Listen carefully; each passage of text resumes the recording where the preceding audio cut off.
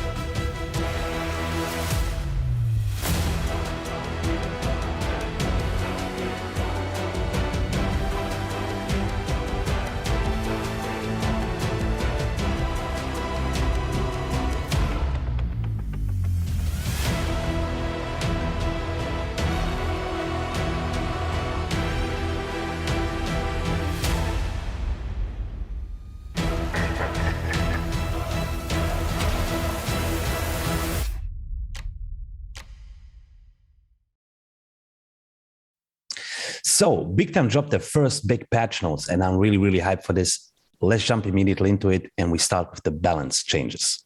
There's a lot of them. We will not go through all of them, but I want to highlight few. The first immediately is high-end Vendroid will now only spawn in 20 plus level ranges, which is actually a really good thing because it was too easy, in my opinion, to get good equipment from the vendor early on. The next point, boss currency equipment drop rates have been tweaked, and this is for the non-NFT equipment, right? Your armor, your weapons, and so on. Now, AI that are significantly higher level than the player will now be less polite about waiting their turn to attack. Guys, there's a lot of tweaks to AI in this one. Don't forget this Medium article, the patch notes will be in the description down below, so make sure to go and check it out for more detailed breakdown. The next, Barbarian Shout no longer affects defensive layers. It is meant to be a crowd control ability. I think this is really good. Especially, the Barbarian Shout was on a really low cooldown anyways. And on top of that, it did actually quite a bit of damage, to be honest. The next one, again, for AI that are significantly higher level than the player will no longer be stunned by player abilities. Again, they really want to tweak that it's not too easy do high-level dungeons, especially not solo or smaller groups, which is always a good thing. It's healthy for the game itself.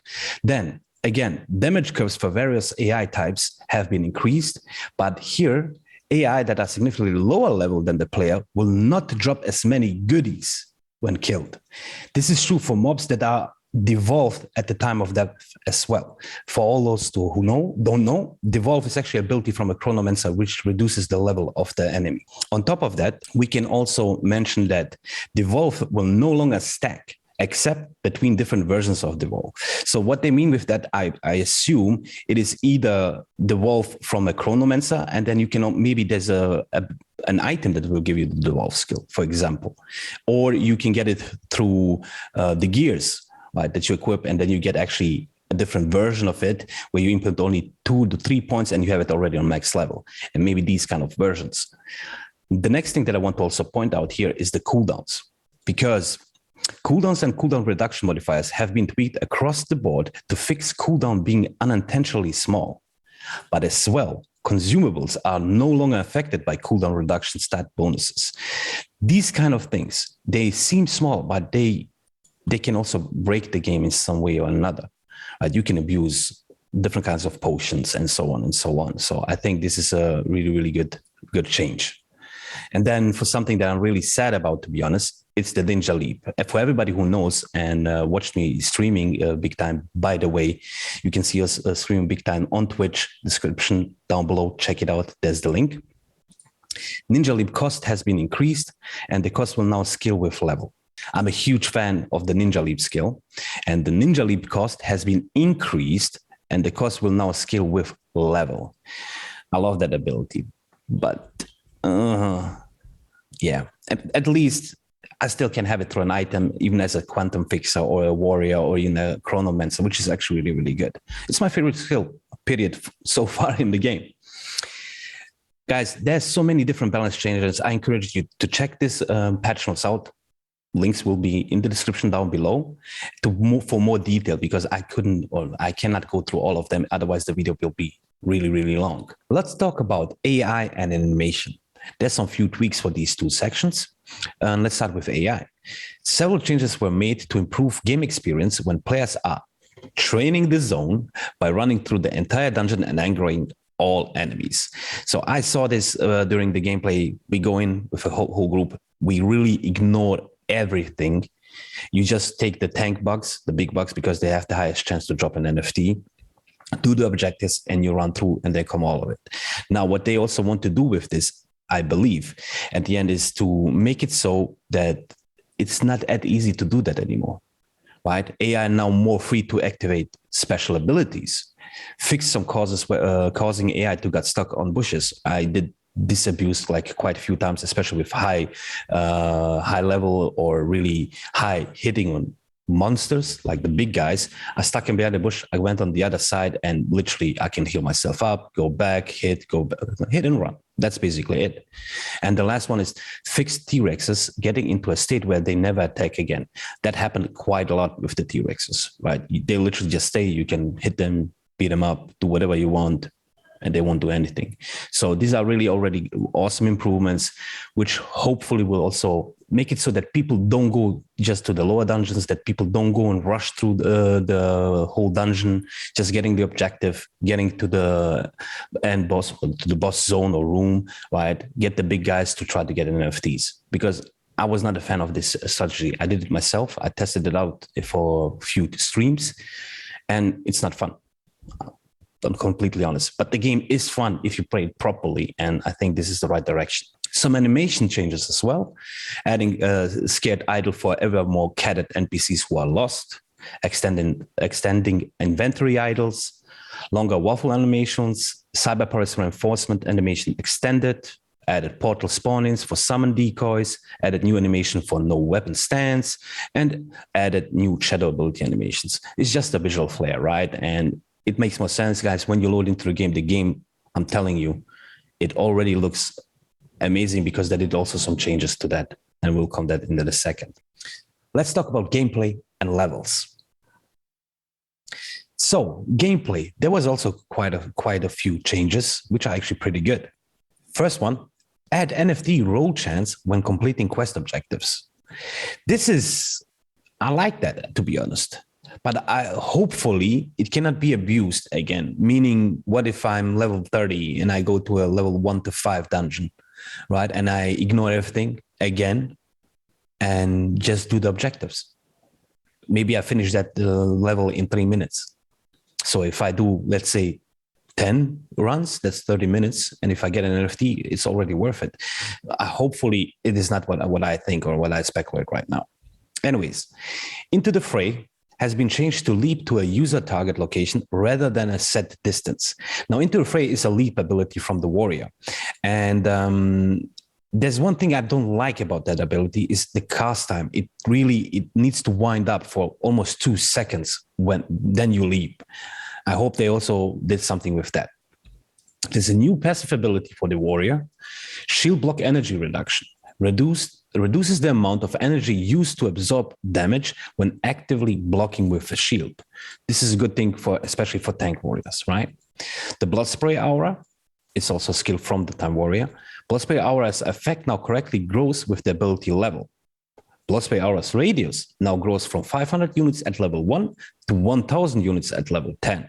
And I hope that skill is actually a pretty good skill, but it felt so weak, like really, really weak. And I really hope they fixed it now. I need to check that out. And you can see us, of course, streaming big time live on Twitch. Link is in the description down below, guys. Some party portals. Now, this is something I really was looking for, because there was so many bugs with the portal.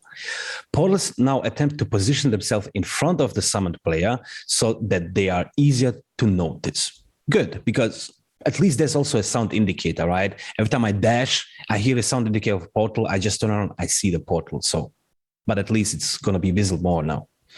If a summoner is not available to teleport to when a summoned player takes a portal, they will be teleported to the summoner's last known location. It really happened a lot, and I will read the next sentence as well, and then we'll discuss it. Portals will attempt to re-teleport players if the initial teleport failed. Previously, this resulted in the portal disappearing without teleporting the player. Happened so many times. And hopefully this is now fixed, that it doesn't matter what happens with the summoner, where he goes and so on, you will be teleported to his last known location. Various ability radicals will now highlight targets that will be affected by the ability. More visuals, all good. Many abilities with short cast times were changed to keep them from being interrupted from light damage in between going on cooldown and the ability effect occurring. Happens with a shout.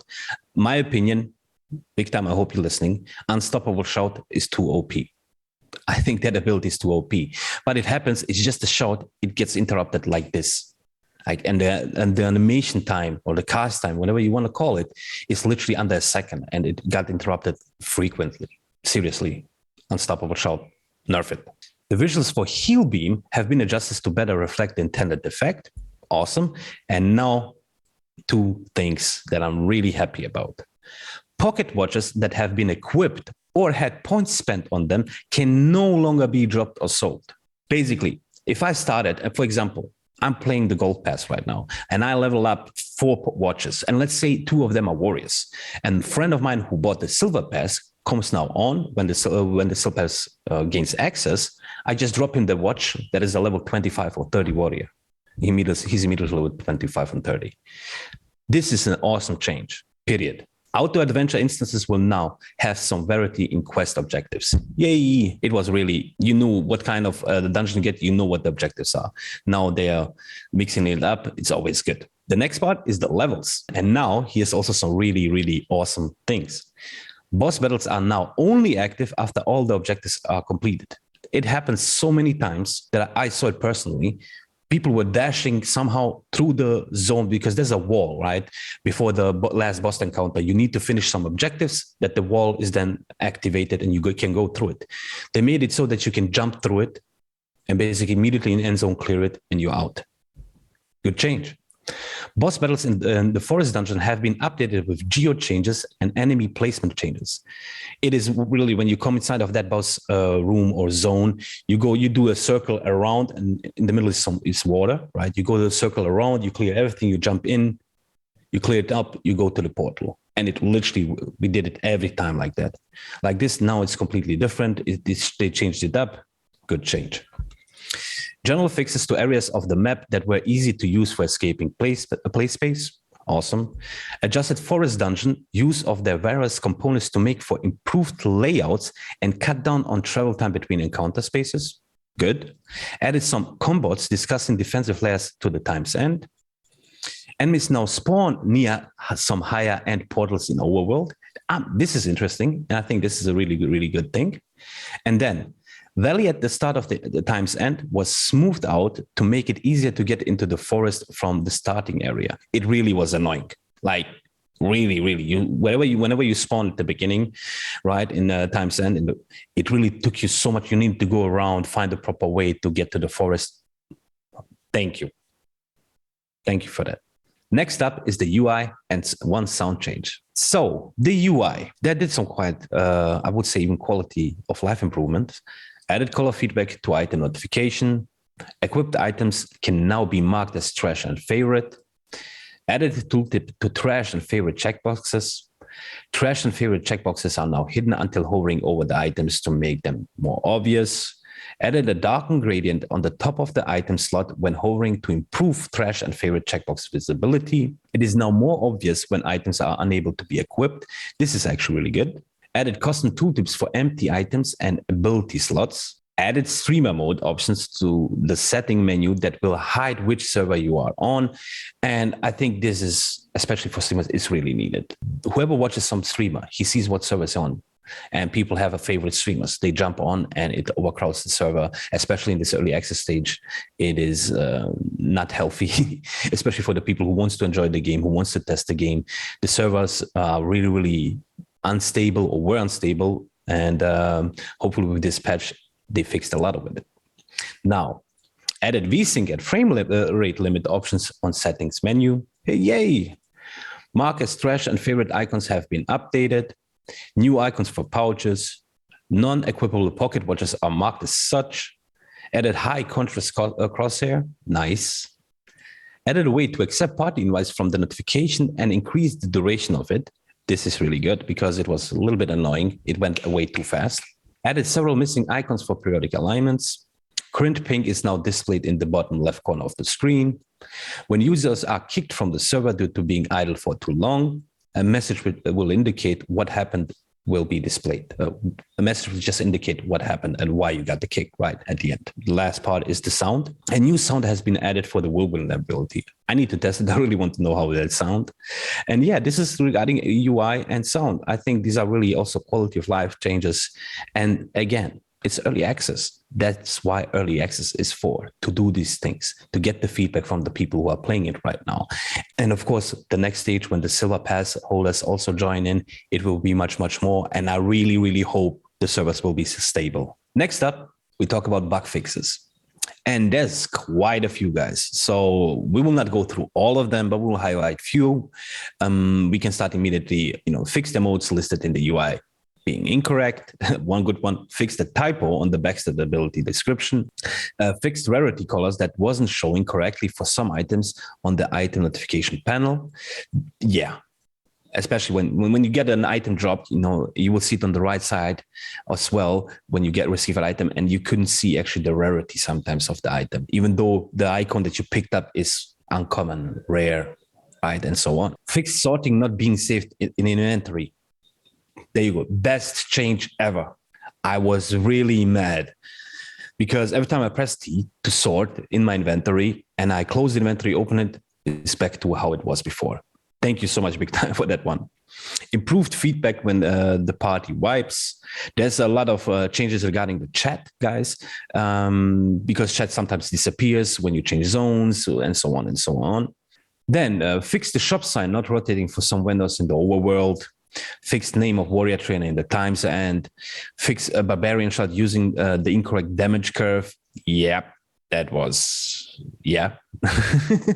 Fix several two-handed NFT weapons meshes that had the wrong grip offset. Thank you. Fixed up things going into bags when they couldn't be equipped instead. Fixed elite turrets not having the intended golden material. Fixed summon mobs not decaying over time as intended. Several client crashes have been fixed. Fire trap and in ice dungeons will now be more deadly as it was intended to be. Nice. Fixed the bug where equipment able to be worn due to the stat increase on other equipment could become displaced if the player took off equipment required to wear that item. This is really, really good. It was annoying. Sometimes I need to keep some equipment that give me preferred stats that I can equip that item to then unequip this and equip my intended item. It's like you needed to play Tetris, literally, with the stats. So really, really, really good change. On top of that, guys, there's a huge list, a lot of really, really awesome bug fixes, and there's a lot more to come. And we will test, of course, the game out. We will stream it live constantly. So make sure you check out our Twitch channel. And yeah, we will always keep you up to date when it comes to Big Time and everything that they're going to release soon. Next up, performance optimization, art, and MISC. Let's start with performance optimization. Skip updating AI influence maps in the overworld, timestamp, to improve server performance. It really needs.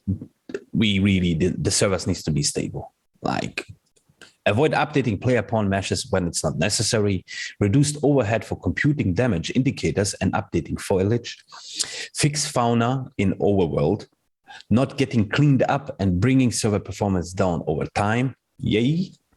Avoid doing extra work on the server to update melee lock on target display. Avoid updating mind points in the times that were not needed. Move several objects to tick in parallel with physics update. So basically, thank you. The servers were, to be honest, and we're talking about only 1,000 gold pass holders. Thankfully, again, it's early access, so we say it's okay, right? That's why Early Access 4 is there for, to help improve the game and work on it. With this, hopefully the servers get now stable and I can play normally because I really want to play the game.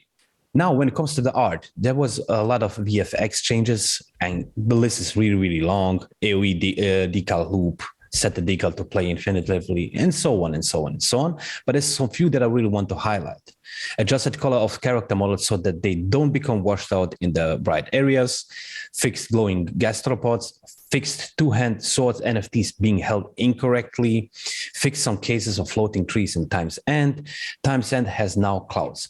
All in all, what I want to say on this one is the game, it really felt smoother. It looked better, some vibrant colors. The character looks a little bit different, in my opinion. Maybe it's just me, but all in all, really, really, you can see the improvement automatically. Last but not least is the MISC, improved visual look of big cyber-powered chain physics simulation. Overworld hub server no longer need to shut themselves down every 6 hours. Thank you. It happens so often, and every time that happens, you get spawned at Time's End. And for example, you were in the icy waste. And then good luck getting there. It is a long walk. Hopefully, we will see some more changes in the future. I would hope for maybe a map, right? I would really hope maybe for a recall option or a Hearthstone kind of feature. And it's common. Check out World of Warcraft. You have a Hearthstone. Whenever you come to a city, there's an inn or an NPC that you can actually mark your Hearthstone there. And every time it can have a 30-minute or 1-hour cooldown, you can press that button, you will be teleported back there. I think that's something like that I would like to see. And guys, I will check it out. We'll play big time more on Twitch. Don't forget, the link will be in the description down below. Come join us, hit the follow. It goes a long way. And yeah, we will keep you updated on big time every time something new is happening. The link to the patch notes, everything Unix related, and our Twitch channel will be in the description down below. Don't forget to like, share, subscribe, and hit the bell notification so you get notified whenever we go live or post new content. I'll see you in the next one.